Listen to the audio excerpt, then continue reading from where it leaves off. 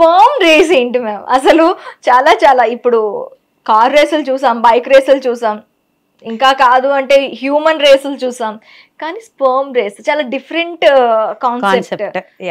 So basically ఏంటంటే last 5 decades నుంచి మగవాళ్ళలో sperm count motility బాగా పడిపోయింది. ఆల్మోస్ట్ లిటరల్గా 50% పైగా పడిపోయింది. అంటే ఒకప్పుడు మేల్స్లో సపోజ్ ఒక 50 million కౌంట్ అలా ఉందనుకోండి, లిటరల్లీ 25%కి పడిపోయింది. So that is the main reason, awareness పెంచడానికి అని చెప్పి యూఎస్లో కొంత యూత్ ఒక ఆర్గనైజేషన్ స్థాపించారనమాట, spermracing.com అని చెప్పేసి.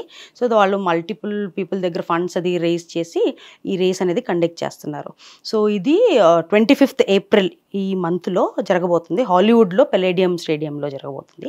సో దాంట్లో ఏం చేస్తారంటే ఇద్దరు పర్సన్స్కి సంబంధించిన స్పర్మ్ కౌంట్స్ ఒక 20 centimeter మైక్రోస్కోపిక్ ట్రాక్ అనమాట. సో దాంట్లో స్పర్మ్స్ అనేది పెట్టడం జరుగుద్ది, సీమెన్ శాంపుల్.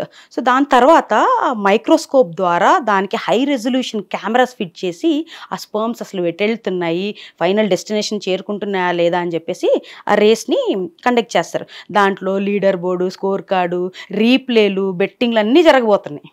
ఓకే, రీప్లే కూడా ఉంటుంది. బెట్టింగ్లు కూడా జరగబోతున్నాయి. So this is basically new concept, ఇప్పుడు దాకా ఎక్కడ జరగలేదు. This is the first of it's kind. దీని మెయిన్ రీజన్ ఏంటి అంటే ఇప్పుడు కూడా మీరు చూసుకుంటే సోషల్ ట్యాబు చాలా ఉంటుంది. ఎప్పుడైతే ఒక కపుల్ ఫర్టిలిటీ కన్సల్టెంట్ దగ్గరికి వస్తారో first time female partner evaluate చేయమని చెప్తారే కానీ వాళ్ళ స్పర్మ్ అనాలిసిస్ చేయించుకోండి అని అన్నప్పుడు తెల్లముఖం వేస్తారు. So they are not really comfortable to do because they think వాళ్ళలో పెద్ద ప్రాబ్లం లేదు అని అనుకుంటారు. బట్ వాస్తవానికి మేల్ ఫర్టిలిటీ అనేది డ్రాస్టిక్గా పడిపోయింది లాస్ట్ 5 decadesలో.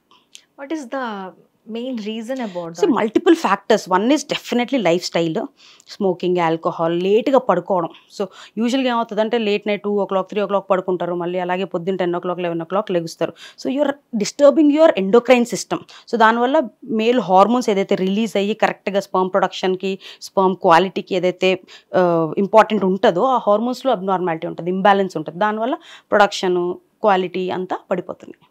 ఇది లైఫ్ స్టైల్. ఇది కాకుండా కూడా కొన్ని కండిషన్స్ లైక్ వారికోసీల్స్, కొంతమందికి అజూస్పర్మియా అలాగ ఉంటాయన్నమాట.